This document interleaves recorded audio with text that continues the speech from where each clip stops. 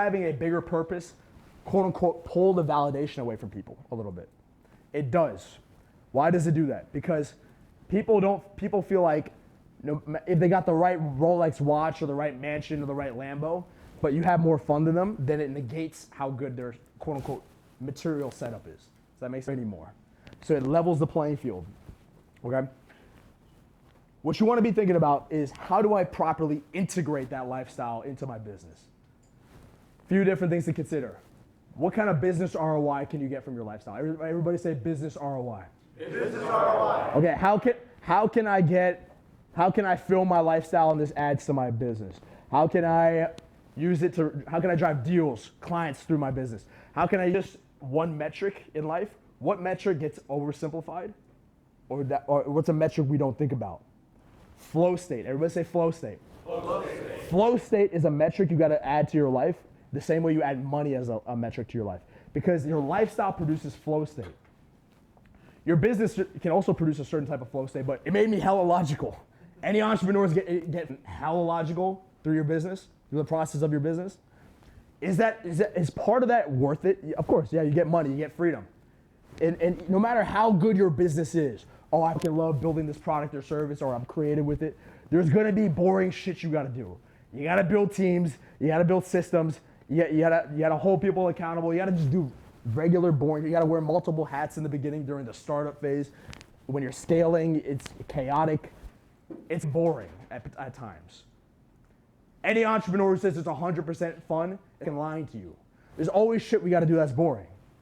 That being said, what do we miss out on when we're getting that logical? We miss out on flow. Everybody say flow. Flow state is what you got to be thinking about harnessing from your life. Okay?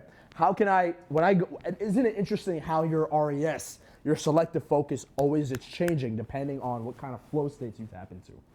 For example, let's say you're sick. Let's say you're not, you're tired. But then you go out and you really don't want to go. Anybody ever go out when they were sick? Go out and socialize when they're sick. All right, so these are very powerful references in your mind. Why? Because you'll go out and everything in your body and your mind is telling you, I don't want to do this, correct? But what happens as soon as you tap into flow? Does that negative energy kind of shed? So how much of it was perception? How much of it was real? I also got this from Kobe Bryant. What did he said this great thing, like, you guys know Kobe Bryant used to play through a lot of injuries, right? What was the one thing he said? He said, well, the game itself is more significant than the injury I'm facing. But he said, the reference he uses is like, yeah, I might have pulled a hamstring, but if there's a fire that breaks out in my house and I'm just laying on the couch because I pulled my hamstring, I'm gonna get out of the house. Doctor tells you go home, sit up on the couch, rest your hammy, right? Stay off of it, don't get up, no sudden movements. You're at home, all of a sudden a fire breaks out in the home, right? Your kids are upstairs, wife is wherever she may be, shit's going down, right? I'm willing to bet that you're gonna forget about your hamstring, you're gonna sprint upstairs, you're gonna grab your kids, you're gonna make sure your wife's good, you're getting out of that house, right? Hamstring be damned. You're not gonna feel your hamstring, right? And the reason is because the lives of your family are more important than the injury of your hamstring. And so when the game is more important than the injury itself, you don't feel that damn injury. So at the end of the day, it is that David Goggins Navy SEAL 40% rule. There's always a second win. Everybody say there's always a second win. If there was a gun at your head or at your mother's head, could you do it? Yes or no? Yeah. Of course you could. All right, but that mentality obviously is good for pushing yourself in mental toughness. Does that mentality also have a slight downside when it comes to tapping into fun? Yes, because it's too much in control. Fun and flow state, is it more about relaxation, letting go, or is it about control? It's actually about letting go into the moment. Business builds up that control muscle. I have to logically do this. I have to build my system like this. A leads to B, is connected to C, is connected to D. And then you're constantly course correcting these different strategies or patterns or funnels in your mind. an active meditation of going out and tapping into flow state. What does that mean for you? That means that have a practice. Just go out and go do improv comedy, go do Toastmasters, but you have to be developing that flow state muscle. With that flow state muscle, you gain something more powerful, as I said, than money, than anything else, because that can't be faked. People want what you have when you have that. All right? That vibe emanates off of you. Anybody been so in the zone that you walk down the street and you just feel almost like Moses parting the Red Sea, like eyes are just like turning at you? Yeah. Or and it changes the way you interact with people as well. It shifts you from faking fun or faking status to genuinely having it. Here's what I mean. You ever see like a cool kid in your high school and like let's say this is like some annoying kid in high school and I'm like the cool kid, just as an example. And he, the annoying kid asks a question, the cool kid kind of like takes his time, like looks down, looks like subtly up, maybe gives like a one-word answer. You ever see like quote unquote higher status people, even if they're not actually higher status, people that you perceive to be higher status doing shit like that? Okay, like they take their time to answer you. They're not just gonna be like overeager, like ready to fucking answer right away. Why? Because they're in their own lane, they're in their own frame. Everybody say they're in their own frame. They're in their own frame. They want to hold the stronger frame. Say they want to hold a stronger frame. They want to hold a stronger frame. Now, that doesn't mean you have to do that necessarily. It's the place it's coming from. But these are things you want to be thinking about. When you're having fun, and you're genuinely having fun when you're out, or you're genuinely having fun when you're networking, it changes your relationship to how you talk to people in general. You will take your time, your movements change. These are the patterns you got to start thinking about. Gain awareness of what patterns you develop when you're actually in the zone. Here's what I mean. When you go out, ever notice it to where when you're genuinely having fun, as I said, you walk different, you talk different, but isn't it funny how even if you didn't walk or talk different, the self is always shining through?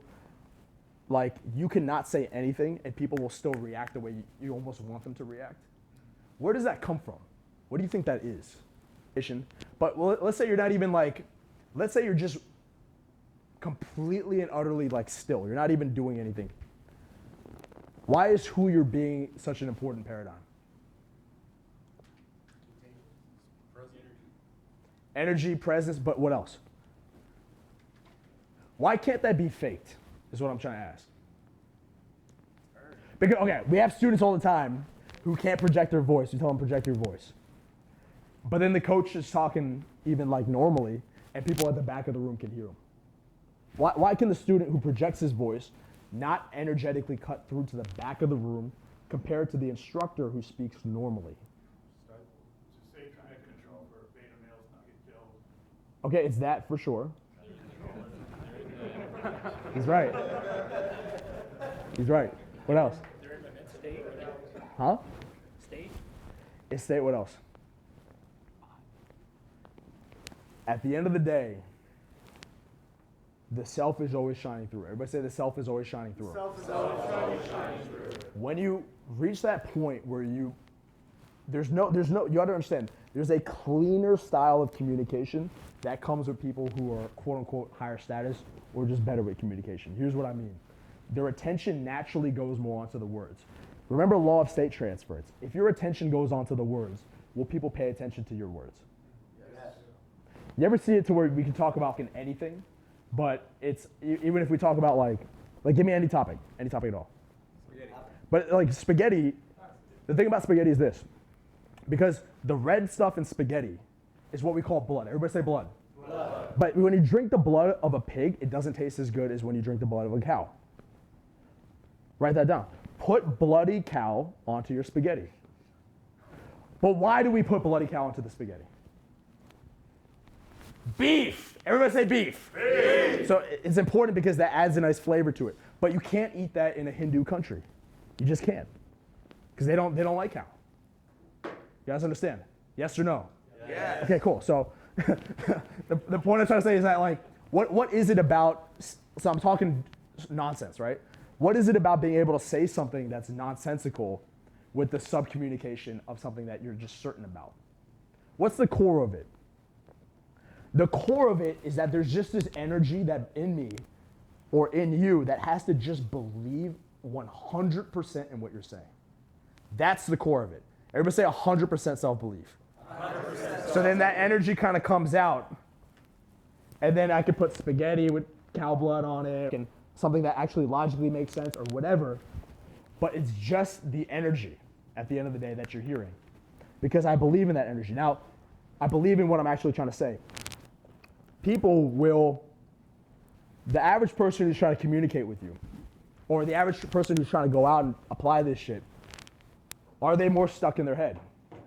Does being stuck in your head, is that an indicator of high winner effect, high testosterone, or that they're more in a downward spiral in life?